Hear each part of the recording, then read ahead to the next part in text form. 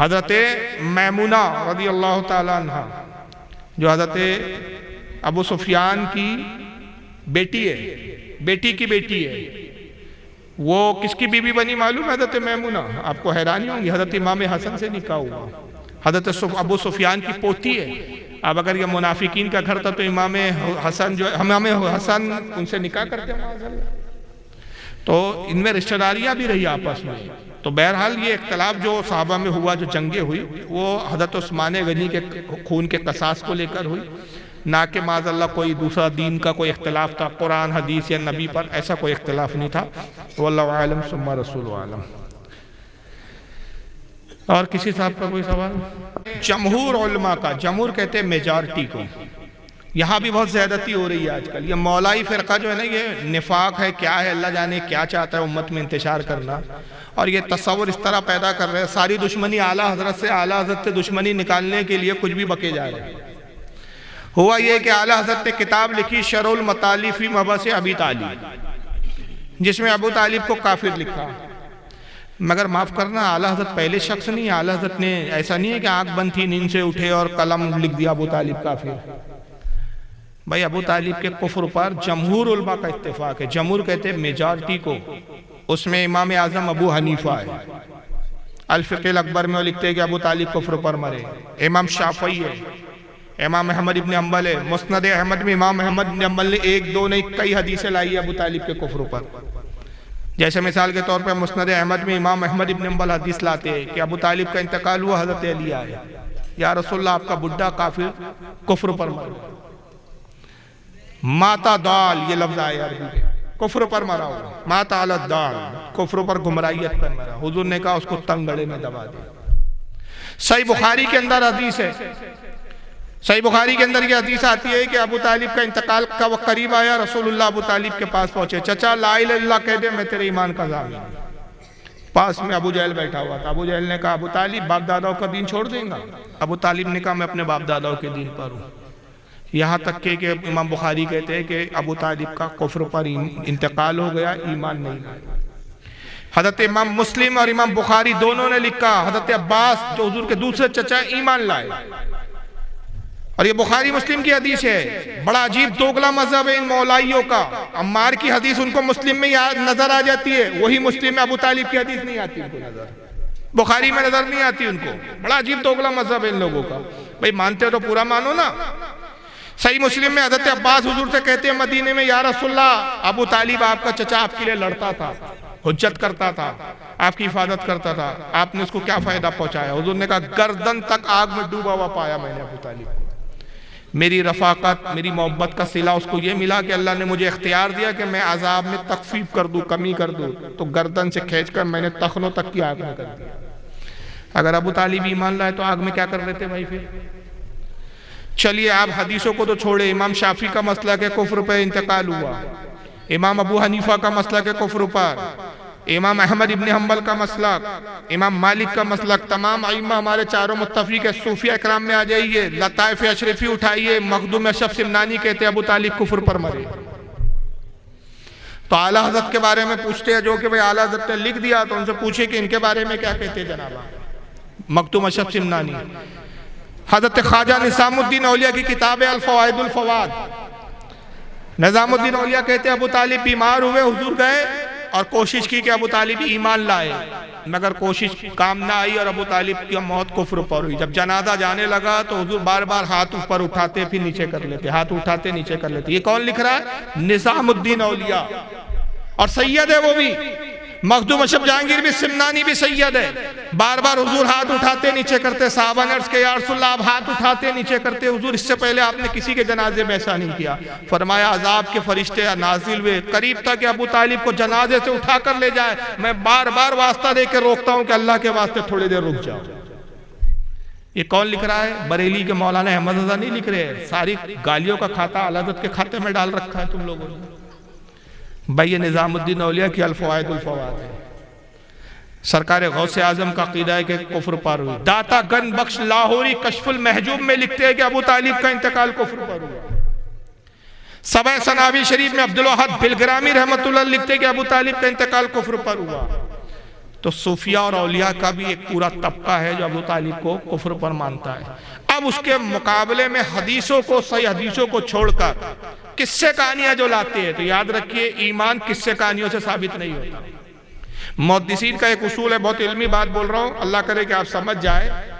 ये जुमला अगर आपने समझ लिया तो मुझे 4 घंटे भी बोलने की जरूरत नहीं, 1 घंटा बोलने की जरूरत नहीं, पूरी जुमला, पूरे इस मसले का हल हो गया इसी जुमले। मुहद्दिसीन का उसूल क्या है? रिवायत के मुकाबले में हिकायत काम नहीं देती। रिवायत के मुकाबले में हिकायत, बस ये उसूल है। ये उसूल समझ में आ गया तो बात खत्म हो गई। मसलन रिवायत यह है कि, मैं समझाने के लिए मैं कह रहा हूं, रिवायत यह है कि खड़े होकर पानी ना पियो, ये रिवायत है। और रिवायत क्या होती है? सनद के साथ होती है, हदीस होती है। रसूलुल्लाह की रिवायत है, रसूलुल्लाह का फरमान है कि खड़े होकर पानी ना पियो। और हिकायत ये है कि कोई किस्सा बयान करे, हमारे पीर साहब खड़े होकर पानी पीते थे, तो पीर का अमल मानेंगे, आपके रसूल का अमल मानेंगे। हुज्जत रिवायत है, हिकायत नहीं है। अबू तालिब के कुफ्र के ताल्लुक से रिवायतें हैं, कुरान की आयतें, 4 आयतें जो अबू तालिब के कुफ्र पर नाज़िल हुई। और इस पर किन लोगों का इत्तेफाक है कि आयत अबू तालिब के कुफ्र पर हुई? बरेली के मौलाना अहमद रजा का नहीं है कहना, इमाम सुयूती, इमाम कुर्तुबी, इमाम तफसीर मदारिक के लिखने वाले इमाम मोहम्मद बिन हुसैन अल बगवी, उसके बाद हजरत क्या नाम है उनका, हजरत इमाम महमूद नसफ़ी तफसीर मदारिक के मुसन्निफ, तफसीर बगवी के लिखने वाले मोहम्मद बिन हुसैन बगवी, जितने मुफस्सिरीन हैं यहाँ से वहाँ तक, मैं हर मुफस्सिर की किताब से आपको दिखाने के लिए तैयार हूँ कि 4 आयतें बाकायदा आई है जिसके मुताल्लिक मुफस्सिरीन ने इत्तेफाक किया कि अबू तालिब के बारे, जिनमें से एक ये है कि अबू तालिब का इंतकाल हुआ। हुजूर कब्र पे गए और मग़फ़िरत की दुआ की, कहा मौला आखिर मेरा चचा था, ईमान ना लाया लेकिन मेरे लिए मदद करता था, लड़ता था काफिरों से मेरे लिए। उसी वक्त कुरान की आयत नाज़िल हुई। मफ़हूम ये था आयत का कि नबी और ईमान वालों के लिए जायज़ नहीं कि उन काफिर और मुशरिक के लिए दुआ करे कि जिनके बारे में मालूम हो चुका कि वो कुफ्र पर मरे। और इस पर तमाम मुफस्सिरीन का इजमा है, तमाम मुफस्सिरीन का, कि ये आयत अबू तालिब के बारे में नाज़िल हुई। अब सारे मुफस्सिरीन को हम छोड़ दें, सारे मुहद्दिसीन को छोड़ दें, आज के इन छटाक भर के जाहिल मौलाई लोगों को पकड़ के चले भाई। ये अब ये साबित कैसे कर रहे? हुजूर सल्लल्लाहु अलैहि वसल्लम को पाला तो नबी एक काफिर के घर में पलेंगे क्या? अरे भैया जरा अकल की खैरात लाओ। मूसा अलैहिस्सलाम किसके यहाँ पले? इब्राहिम अलैहिस्सलाम किसके यहाँ पले? काफिर क्या पलने से क्या हो जाता? अबू तालिब ने हुजूर का निकाह पढ़ाया, ये किससे सुना रहे ईमान के लिए?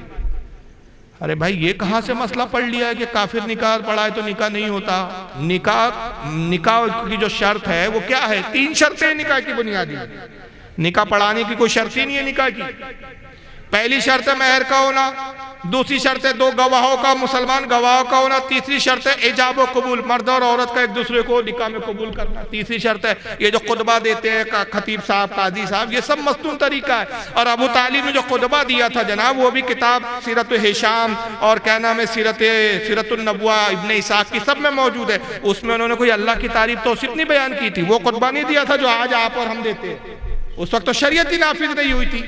उन्होंने जो खुतबा दिया था हुजूर के निकाह में, उन्होंने अपने कबीले कुरैश की तारीफ बयान की थी उसमें कि हमारा कबीला ये है, हमारा कबीला ये है, अपने कबीले की तारीफ बयान करते थे। उसी वही खुतबा होता था उस वक्त। जब सरकार ने नबुव्वत का ऐलान किया तो फिर आपने एक मस्तून खुतबा बयान किया जिसमें चंद कुरान की आयतें हैं, फिर एक हदीस भी पढ़ी जाती है कि अन्निकाह मिन सुन्नती फमन रगेबा सुन्नती फलैसा मिन्नी, ये जो फिर हदीस पढ़ी जाती है, और वो कुरान की आयत के हमने तुमको एक मर्द और औरत से पैदा किया, ये फिर रसूल ने इसको राइज किया।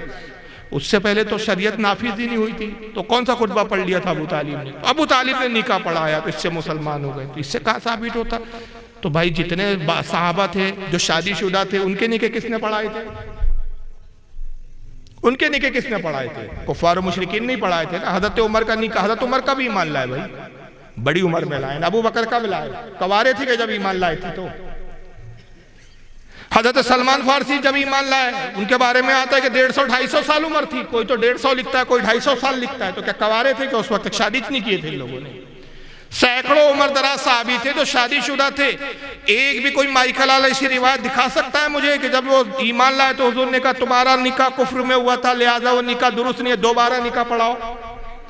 कुफ्र के निकाह को इस्लाम में माना गया। तो निकाह पढ़ाने से कोई ईमान साबित नहीं होता। ईमान के सबूत के लिए सरीर नस्स कतई चाहिए और सरी हदीस चाहिए। और यहाँ कुफ्र के बारे में सरी रिवायतें हैं और ईमान के बारे में किस्से और कहानियां हैं। अब बड़े अजीब अजीब किस्से हैं। असल में ये फितने का बीज बोने वाला भी ताहिरुल कादरी है पहला, जिसने एक बयान किया था शियाओं को खुश करने के लिए, और उसके बाद से ये मौलाई ग्रुप उभर गया और दौड़ पड़े। तो बहरहाल आला हज़रत को बाद में कोसिए, मर्द बनिए थोड़ा। मखदूम अशरफ सिमनानी को कोसिए पहले के लताइफ अशरीफी में काफिर क्यों लिख दिया। निज़ामुद्दीन औलिया को कोसिए कि अल फवाइदुल फवाइद में क्यों लिख दिया। दाता गनबख्श लाहौरी को कोसिए कि साहब कश्फुल महजूब में क्यों काफिर लिख दिया। अब्दुल वहाब बिलगिरामी को कोसिए कि सनह सनाबिल शरीफ में क्यों लिख दिया। गौसे आजम को कोसिए कि गुनत तालिबीन में क्यों लिख दिया। यहाँ तक के साहब और आगे अगर हम बढ़ जाएं तो इमाम जाफर सादिक को कोसिए कि इमाम जाफर भी कहते हैं कि अबू तालिब ईमान नहीं लाए। हजरत अली को कोशिश की, मौला अली कहते हैं या रसूलल्लाह आपका चच्चा बुड्ढा काफिर मर गया। अपने बाप के बारे में काफिर लफ्ज़ इस्तेमाल कर रहे हैं। तो अली को कोशिश, हजरत अब्बास से कोशिश। अब्बास को क्या जरूरत थी सवाल करने की, उनको नहीं पता था कि भाई मेरे भाई तो ईमान पर गया, पूछ रहे आपने क्या फायदा पहुंचाया। ये सवाल बता रहा है कि वो भी जानते थे कि अबू तालिब की मौत ईमान पर नहीं हुई, तभी तो पूछ रहे या रसूलल्लाह आपने क्या फायदा पाया। और ये बुखारी की हदीस है। तो अब जो लोग कहते हैं बुखारी मुस्लिम को छोड़कर जो बकवासात करते, तो उनसे मेरा एक पहला सवाल है कि पहले तुम मुझे ये बताओ तुम सुन्नी हो कि शिया हो। पहले ये बताओ। अगर शिया हो तो फिर जाओ मातम करो, सीने फाड़ो, हमें कोई गरज नहीं तुमसे। और अगर सुन्नी हो तो बुखारी तुमको माननी पड़ेगी, मुस्लिम तुमको माननी पड़ेगी, मुस्नद अहमद तुमको माननी पड़ेगी, इमाम अबू हनीफा की अल-फिक़्ह अल-अकबर माननी पड़ेगी, इमाम बहकी की अल-इतिक़ाद माननी पड़ेगी, इमाम शाफ़ई की किताब माननी पड़ेगी, इमाम अहमद बिन हंबल की किताब माननी पड़ेगी, गौसे आज़म को मानना पड़ेगा, निज़ामुद्दीन औलिया को मानना पड़ेगा, दाता गनबख्श लाहौरी को मानना पड़ेगा, मखदूम सिमना को मानना पड़ेगा। अगर सुन्नी हो तो इन सबको मानना पड़ेगा। और इन सबको छोड़कर तुम अपनी डेढ़ ईंट बनाओ और ईमान अबू तालिब की डफली बजाओ, तो फिर तुम सुन्नी नहीं, राफजियत तुम में घुस चुकी है। फिर तुम तकैया कर रहे हो, क्योंकि शियाओं का एक तकैया भी है। वो क्या है? अपना अकीदा छुपाओ। और इसको इमाम जाफर के खाते में डाला है। आपने बहुत सही जगह सवाल किया, इतने जवाब कहीं नहीं मिलेंगे। शियाओं की किताबों पे पीएचडी है मेरी। 13 साल राफजियों का रद्द किया है। मेरा जलसा होते थे मुहर्रम में, ये जलसे का स्टेज मेरा लगता था और सामने वो राफजियों का बाड़ा है, वहाँ पे उनका मुकर्रिर बैठ के तकरीर करता था। 2 घंटे बाद मैं उसका रद्द करता था। तो सवाल आपने बिल्कुल सही जगह किया। राफजियों की एक मोतबर किताब है जिसको इमाम जाफर के खाते में डालते ही। मेरे पास सब ओरिजिनल किताबें मौजूद है। मल्ला यदुल फकीह किताब का नाम, तर्जुमा होता है ये उसके लिए किताब जो फिक्र ना जानता हो, इल्म फिक्र ना जानता हो, जो फकीह ना हो। उसमें माज़अल्लाह तक़य्या के बारे में इमाम जाफर के खाते में डाला। तक़य्या समझ गए क्या है? अपना अकीदा छुपाओ। सुन्नियों के बीच आओ तो कहो हम सुन्नी हैं, शियाओं के बीच जाओ तो कहो हम तो राफ़दी हैं। और ये बिल्कुल वही मुनाफिकत है जिसको कुरान ने बयान किया कि जब अपने हवारियों के पास जाएं, जब ईमान वालों के पास आए तो कहे हम तो तुम्हारे साथ हैं, और जब अपने शैतानों में जाए कालू इन्ना माअकुम, हम तुम्हारे साथ हैं। इसको कहते हैं तकिया। इमाम जाफर के खाते में डाला कि इमाम जाफर से पूछने वाले ने पूछा कि बताइए हुजूर ईमान के कितने दर्जे हैं? कहा 70 दर्जे, और 69 दर्जे तकिया करने में, अपना ईमान अपना अकीदा छुपाने में। तो या तो ये राफ़दी है जो छुप कर अपने आप को सुन्नी बताकर हमारी कौम को गुमराह कर रहे हैं, और अगर वाकई सुन्नी हो तो फिर थोड़ा सा मर्द बनो, मर्दानगी पैदा करो और सुन्नी बोलकर ऐलान करो हम सुन्नी हैं। आला हज़रत को बाद में कोसो, ये शख्सियातों का पहले जिक्र करो। जब तुम इनको गालियां बकोगे ना तो तुम्हारा चेहरा समझ में आ जाएगा कि तुम सुन्नी। जो मखदूम सिमना को गाली बके वो सुन्नी नहीं हो सकता। जो दाता गनबख्श लाहौरी पे लान तान करे वो सुन्नी नहीं हो सकता। जो अब्दुल वहाब बिलग्रामी पे लान तान करे वो सुन्नी नहीं हो सकता। जो निजामुद्दीन औलिया पे लान तान करे वो सुन्नी नहीं हो सकता। तो तुम आला हजरत को बख्श दो। आला हजरत का कसूर इतना है सिर्फ कि उन्होंने जो भी कहा, मैं चैलेंज से कह रहा हूँ, आज इस मकसद पे तकरीर नेट पे जाएंगी और ये चैलेंज है कि आला हजरत ने पूरी जिंदगी जो भी कहा किसी ना किसी इमाम के हवाले से कहा, तन्हा अपनी कोई बात उन्होंने नहीं रखी। सुभान अल्लाह, अल्लाहु अकबर, या रसूलुल्लाह जिंदाबाद। लेकिन असल में प्रॉब्लम क्या है इन मौलाइयों को? मसला के आला हज़रत एक ऐसा नारा है, एक ऐसी पहचान है कि इनको इससे चिड़ है। तो जहाँ मसला के आला हज़रत से चिड़ है तो इनकी दाल रोटियाँ चलती नहीं है, वहाँ बिरयानी मिलती नहीं है इनको। वहाँ पर आला हज़रत के अगर नाम लो तो बिरयानी भी मिलती है, आराम भी मिलता है, गद्दे भी मिलते हैं, तकिए भी मिलते हैं। वरना फिर वही है जो तेरे दर से यार फिरते हैं, यूं ही खार फिरते। सुभान अल्लाह। तो आला हज़रत चूंकि चिड़ है इन लोगों को, मैं चैलेंज से कह रहा हूं, जिस किताब की बुनियाद पे आला हज़रत को आप गालियां बक रहे हो, उस किताब की खासियत क्या है पता है आपको? है तो छोटा सा रिसाला शरुल बताली फी मबस आली, 360 किताबों की दलील दी आला हज़रत ने उसके अंदर। सुभान अल्लाह। कितनी किताबों की? और जितनी किताबों की दलील दी, अक्सर और पेशतर ओरिजिनल किताबें मेरे पास है। वो किताब ओरिजिनल लाओ और मैं ओरिजिनल किताबों से, वो भी हार्ड कॉपी PDF नहीं, वही भारतीय जो आला हज़रत ने नकल की ना दिखा दो तकलीफ करना छोड़ दूंगा। जो भी मेरे इमाम ने लिखा, तहकीक के साथ लिखा, सनद के साथ लिखा, दलील के साथ लिखा, मजबूती के साथ लिखा। कोई माइकल आल एक हर्फ इधर से उधर चेंज करके नहीं बता सकता। ये है हमारे इमाम की शान जी। तो बहरहाल, लेकिन उसके बावजूद भी आला हज़रत का मसलक देखिए और उसी मसलक पर हम कायम। हालत कहते हैं कि अबू तालिब का कुफ्र, अब ये खास बात सुन लीजिए, अबू तालिब का कुफ्र अबू जहल और अबू लहब की तरह है कि ये शकी और दुश्मन थे और अबू तालिब दोस्त थे। सिर्फ ईमान न लाए तो उनका नाम बेअदबी के साथ नहीं लेंगे, उन पे लान तान नहीं करेंगे और उनके कुफ्र का भी जिक्र बार बार नहीं करेंगे। कोई ईमानियात में से नहीं है कि उनके कुफ्र का बस आप बार बार जिक्र करते रहे। लेकिन जब जरूरत हो तो ये अकीदा जरूर रखेंगे भाई उनका खात्मा ईमान पर नहीं हुआ और उनका कुफ्र नौज़बिल्लाह ना अबू लहब की तरह था ना अबू जहल की तरफ था। अब अगर कोई जनाब अबू तालिब बोल दे उनको या हज़रत अबू तालिब बोल दे तो उलमा ने उतनी इजाज़त दी। अलबत्ता रज़ियल्लाहु तआला अन्हु अलैहिस्सलाम, ये जो चोचलेबाजी हो रही इसकी इजाज़त नहीं है। वल्लाहु आलम सुम्मा रसूल आलम। ये हज़रत ये है कि कुछ लोग कहते हैं कि भी नहीं था और अब आला हज़रत का नाम आया। तो ये बचकाना सवाल है भाई, 40 साल पहले आला हज़रत का नाम नहीं था तो ये अपनी कम इल्मी का इज़हार कर रहे हैं। आला हज़रत का नाम तो आज से 100 साल पहले था, उसकी गवाह हुस्सामुल हरमैन। और नाम इनके गांव तक नहीं पहुंचो तो इनका कसूर है। आला हज़रत का नाम अरबो अजम में सरकार के शहरों में पहुंच चुका था और सरकार के शहर के आलिम कह रहे थे ये अपने जमाने का मुजद्दिद है। नारे तकबीर, नारे रिसालत, मसलके आला हज़रत, नारे तकबीर। मैं अक्सर कहता हूं कि कोई कहे अमेरिका नहीं है, भाई अमेरिका नहीं, मैंने नहीं देखा, तेरा ना देखना ना होने की दलील थोड़ी है। भाई आला हज़रत को आपने नहीं पढ़ा, जाना नहीं, किताबें नहीं हासिल की, तो इससे क्या मतलब आला हज़रत का नाम नहीं था? अरे भाई आपका ये आपकी जहालत का पता चल रहा है। जब कोई कहता है कि 40 साल पहले आला हज़रत नहीं था तो वो दर हकीकत आला हज़रत का इनकार नहीं कर रहा है, अपनी जहालत का इजहार कर रहा है कि मैं इतना बड़ा जाहिल हूँ कि बुढ़ा खूसट हो गया हूँ, 60 साल 65 साल की उम्र हो गई और आला हज़रत को जानता ही नहीं। तो बहरहाल आला हज़रत जब से पैदा हुए, जब से मुजद्दिद हुए, 13 साल की उम्र में मुफ्ती हो गए थे आला हज़रत। सुभान अल्लाह। बात निकली है तो एक वाक़या सुना देता हूँ कि दुनिया में ही आला हज़रत को जान लिया था 8 साल की उम्र में। क्यों? 6 साल की उम्र में तो पहली किताब लिखी, 8 साल की उम्र में पहली किताब लिखी, माफ लिखी, हिदायतुन नौ की शरह, वो भी दरसी किताब जिसको मौलाना साहब को भी पढ़ाने के लिए पहले कुछ थोड़ा सा पढ़ना पड़ता है, अरबी किताब है। उसकी शरह लिखी 8 साल की उम्र में। 10 साल की उम्र में मुसल्लम अस्सुबूत का हाशिया लिखा और 8 साल की उम्र में पहला फतवा दिया था, लेकिन चूंकि उस वक्त मुफ्ती की हैसियत नहीं थी इसलिए वो फतवा बहैसियत मुफ्ती नहीं माना गया। वाक़या क्या था? मौलाना इरशाद रामपुरी रहमतुल्लाह अलैह, आपके यूपी का इलाका है रामपुर, बरेली से करीब है, बहुत बड़े आलिम थे मौलाना इरशाद। उस वक्त हिंदुस्तान के सबसे बड़े आलिम माने जाते थे मौलाना इरशाद रामपुरी।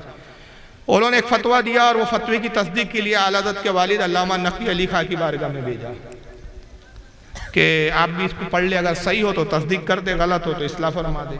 मौलाना इरशाद रामपुरी का मयार उस वक्त ये था, मुफ्ती इरशाद रामपुरी कहा जाता था उनको, कि उनका फतवा देख के किसी की मजाल नहीं होती थी एतराज़ भी करके, इतना पुख्ता फतवा लिख देते थे वो। उन पे एतमाद करके उनकी तहकीक के सामने सर खम करते और दस्तखत कर देते थे। कई मुफ्तियों ने उस फतवे पे दस्तखत की, अल जवाब सही है, अल जवाब सही है, जवाब सही है, जवाब सही है, दस्तखत ये करती, तारीफ की। फतवा आता है बरेली शरीफ अल्लामा नकी अली के पास, आला हज़रत के वालिद अल्लामा नकी अली साहब ने पढ़ा, इतने सारे उलमा की तस्दीकात देखी, उनको भी लगा फतवा सही है, आपने भी दस्तखत कर दी, अल जवाब सही है। और अपने खादिम से कहा कि पहली डाक से इसको रवाना कर देना रामपुर। डाक आती थी उस वक्त, आपने जाना होगा, पुराने लोग जानते हैं, गाड़ी आती थी, उसमें पोस्ट डालते थे, उसको डाक कहते थे। तो अभी डाक को वक्त था तो खादिम ने टेबल पे फतवा रख दिया, उस पर एक पत्थर रख दिया कि कागज़ उड़ के ना चले जाए। इत्तेफाक से आला हज़रत उस तरफ से टहलते हुए निकल गए, और उस वक्त आला हज़रत की उम्र 8 साल थी। 8 साल का बच्चा हमारे यहाँ ढंग से बात भी नहीं कर पाता। 8 साल 10 साल में तो एडमिशन लेने जाता है मदरसे में। आला हज़रत गुजरे, वो कुछ अरबी इबारत दिखी, नज़र पड़ी, आला हज़रत की आदत थी, ऐसा कोई भी कागज़ दिखता पढ़ना शुरू कर देते।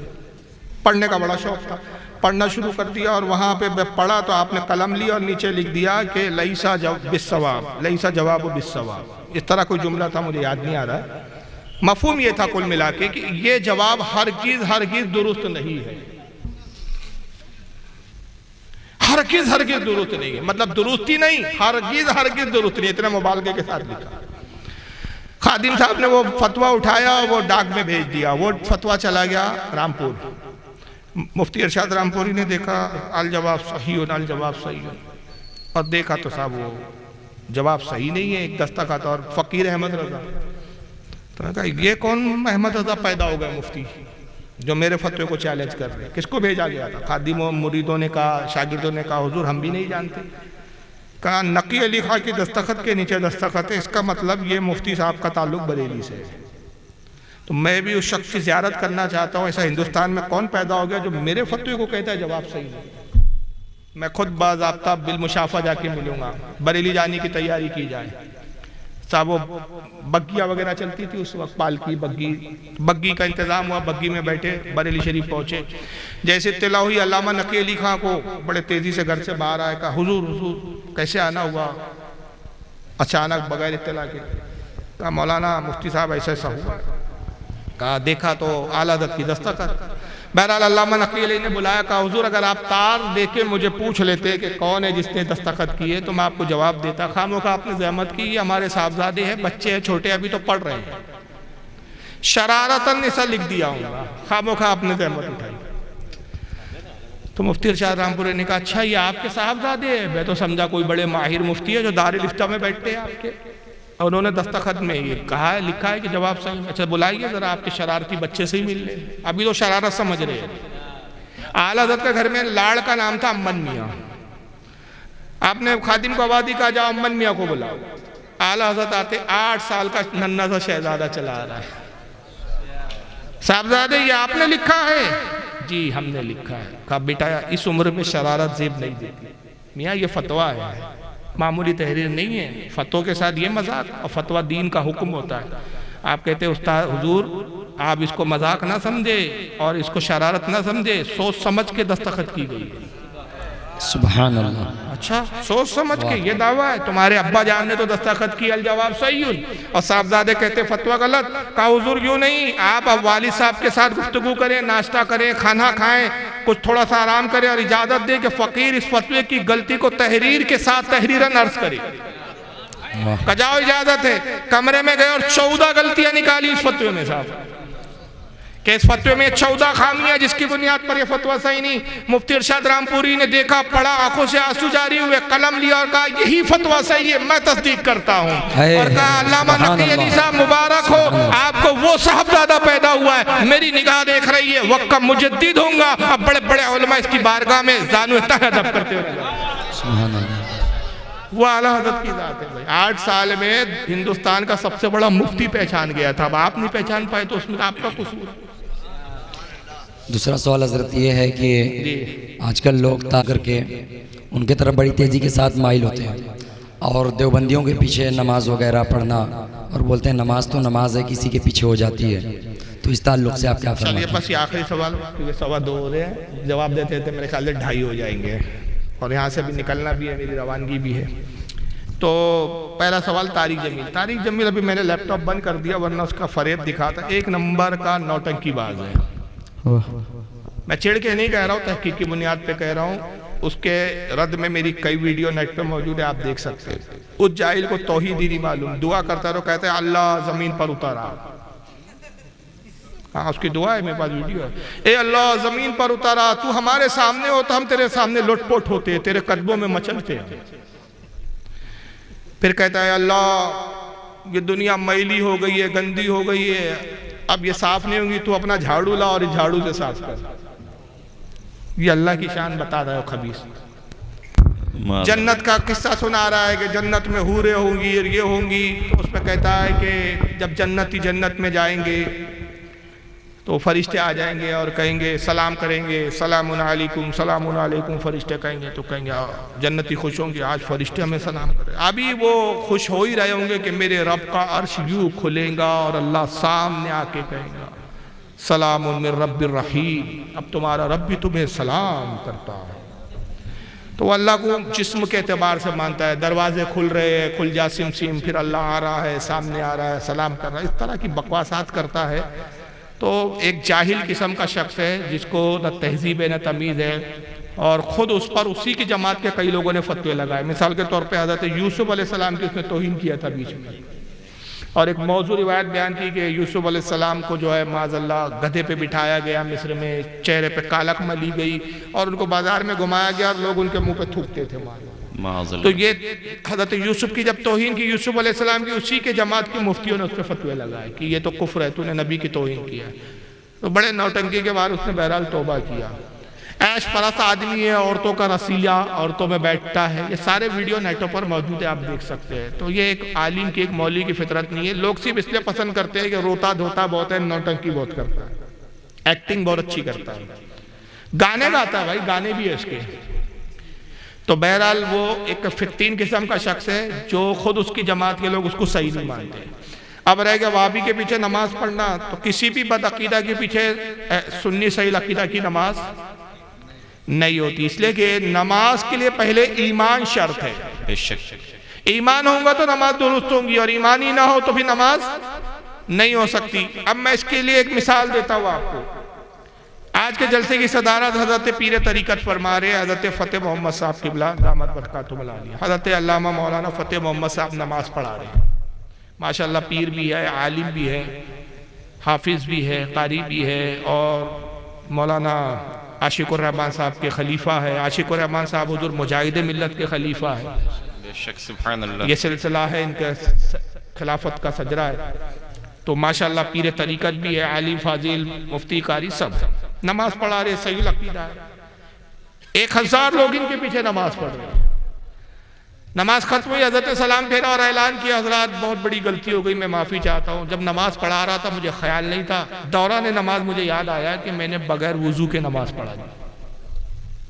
मुझे याद नहीं था कि मेरा वुज़ू नहीं है, मुझे लगा वुज़ू है। बाद में बीच नमाज में मुझे याद आया कि मेरा वुज़ू ही नहीं है, तो मैंने बगैर वज़ू के नमाज पढ़ा। मुझे ये बताइए जो 1000 लोगों ने नमाज पढ़ी, उनकी नमाज हुई या नहीं हुई? बोलिए, नहीं हुई। क्यों नहीं हुई? इसलिए कि जिस इमाम की इक्तिदा कर रहे थे आप, वो वुज़ू से नहीं था, और नमाज के लिए वुज़ू शर्त है। भला आपने हज़ारों लीटर पानी बहा दिया, लेकिन आपका वो हज़ारों लीटर पानी बहाना काम नहीं आया। ज़रूरत थी कि इमाम साहब थोड़ा सा पानी बहा देते वुज़ू के लिए। वो पानी जो इमाम साहब ने बचा लिया, वो आपकी नमाज ना होने का सबब बन गया। तो अब मैं इस पर यह कहता हूँ कि जो सुन्नी सही अकीदा इमाम होने के बाद इमाम का वुज़ू नहीं है तो आपकी नमाज नहीं हुई। तो जिस इमाम का ईमान ही नहीं है, उसके पीछे नमाज कहाँ से होंगी? वुज़ू बड़ी चीज समझते हैं आप, क्या ईमान को बड़ा समझते हैं? बोलिए आप। याद रखिए, वुज़ू का सब्स्टिट्यूट है, अल्टरनेट है। पानी ना हो तो क्या कर सकते हैं आप? तयम्मुम कर सकते हैं। और ईमान ना हो तो क्या कर सकते हैं आप? कुछ भी नहीं। ईमान का कोई सब्स्टिट्यूट, कोई अमल बदल नहीं है। जो कुछ है सब्स्टिट्यूट और नेमल बदल वो किसका है? वुजू का है। तो ईमान ऐसी लाजमी और ज़रूरी चीज़ है कि वो हो तो सारी इबादत है, वो नहीं है तो कोई इबादत मकबूलों को बोल रही है। इसलिए आलत कहते हैं कि अल्लाह की सरताब कदम शान है ये, इंसान ही इंसान, वो इंसान है ये। कुरान तो ईमान बताता है इन्हें, ईमान ये कहता है मेरी जान है। तो बहरहाल ईमान असल शाह है, इसकी हिफाजत कीजिए, हर फरेबी से बचिए, हर मक्कार से बचिए, अपनी नमाजों की हिफाजत कीजिए, अपनी ईमान की हिफाजत कीजिए, अपने आमाल की हिफाजत कीजिए, अपने अकायद की हिफाजत कीजिए। अल्लाह ताला आज की बज़्म को कबूल फरमाए और जो कुछ भी हक बयानी हुई इस पर अमल की तौफीक अता फरमाए। और बयान करने में अगर सबक़त लिसान में कोई गलती लर्जिश हो गई हो, अपने फضल व करम से उसको माफ़ फरमाए। वमा अलैना इल्लल बलागुल मुबीन। अस्सलामु अलैकुम। जान रहमत पे लाखों सलाम, शम्ए बज़ में हिदायत पे लाखों सलाम, शहीरे यारे इरम ताजदारे हरम, शहीरे यारे इरम ताजदारे हरम, शहीरे यारे इरम ताजदारे हरम, नौबहारे शफाअत पे लाखों सलाम, मुस्तफ़ा जान रहमत पे लाखों सलाम, शम्ए बज़ में हिदायत पे लाखों सलाम, डाले दी क़ल्ब में अज़मते मुस्तफ़ा, डाले दी क़ल्ब में अज़मते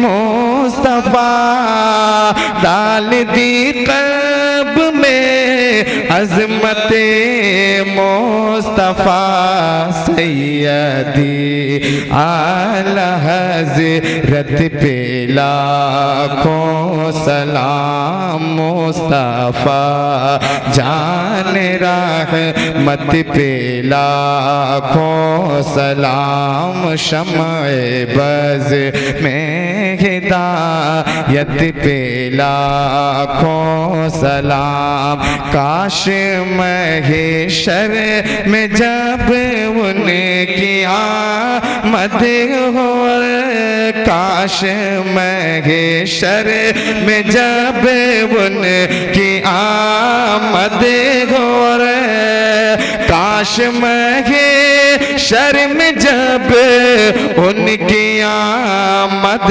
हो, भेजे सब उनकी शौकत पे लाखों सलाम, मुस्तफ़ा जान रहमत पे लाखों सलाम, शम्ए बज़ में हिदायत पे लाखों सलाम, मुझसे खिदमत के क़ुदसी कहे रज़ा, मुझसे खिदमत के क़ुदसी कहे रज़ा, मुझसे खिदमत के क़ुदसी कहे रज़ा, मुस्तफ़ा जान रहमत पे लाखों सलाम,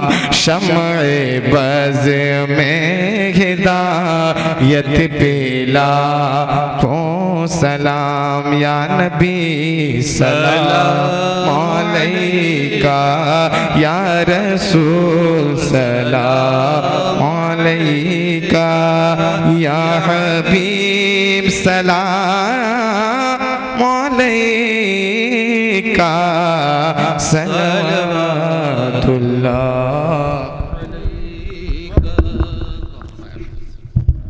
अल्लाह रब्बना आतिना फिद दुनिया हसनतन व फिल आखिरति हसनतन व क़िना अज़ाबन नार व क़िना अज़ाबल हश्र व क़िना अज़ाबद दीन व क़िना अज़ाबद दारैन रब्बि जअलनी मुक़ीमस सलाति व मिन ज़ुर्रियति रब्बना व तक़ब्बल दुआ रब्बना इग़फ़िर ली व लिवालिदैया व लिल मुअमिनीना यौमा यक़ूमुल हिसाब अल्लाहुम्मा सब्बित क़ुलूबना अला ईमान अल्लाहुम्मा सब्बित क़ुलूबना अला दीनिल इस्लाम अल्लाहुम्मा हफ़ज़ना मिन कुल्लि बलाइद दुनिया व अज़ाबिल आखिरह अल्लाहुम्मा इन्नी असअलुका इल्मन नाफ़िअ व रिज़्क़न तय्यबा व अमलन मुतक़ब्बला। परवरदिगार करीम का साज़ा बंदा नवाज़ा मलिका बादशाह बेनियाज़ा खालिक कायनात तेरा ज़िक्र खैर हुआ, नात पाक पढ़ी गई, सलातु सलाम पढ़ा गया, वाज़ व नसीहत हुई मालिक कायनात। जो कुछ भी ज़िक्र हुआ पढ़ने में बताने में कोई लर्जिश गलती हो अपने हबीब के सदक़े में माफ़ फरमा। मौला जो कुछ भी बयान हुआ उसको अपने फضल व करम से कबूल फरमा। मौला इस बज़्म को बरोज़े क़यामत हमारे लिए ज़रिया नजात बना दे। मालिक कायनात जिस कदर भी अच्छी और सही बातें बयान की गई उस पर अमल की तौफ़ीक़ अता फ़रमा। परवरदिगार आलम अपने नबी के सदक़े तुफ़ैल में हमारे ईमान और अक़ीदे की हिफ़ाज़त फ़रमा। मौला हमारे ईमान और अक़ीदे की हिफ़ाज़त फ़रमा, हमारे नस्लों की ईमान अक़ीदे की हिफ़ाज़त फ़रमा। तमाम छोटी बड़ी बुराई, शिर्क, बिदात, खुराफात और बद मज़हबों की सोहबत से हमें इज्तनाब करने की तौफ़ीक़ अता फ़रमा। खालिक कायनात जो हमें बीमार हैं उन्हें शिफ़ा कामिल अता फ़रमा, जो बेरोज़गार है उन्हें रिज़्क़ हलाल अता फ़रमा।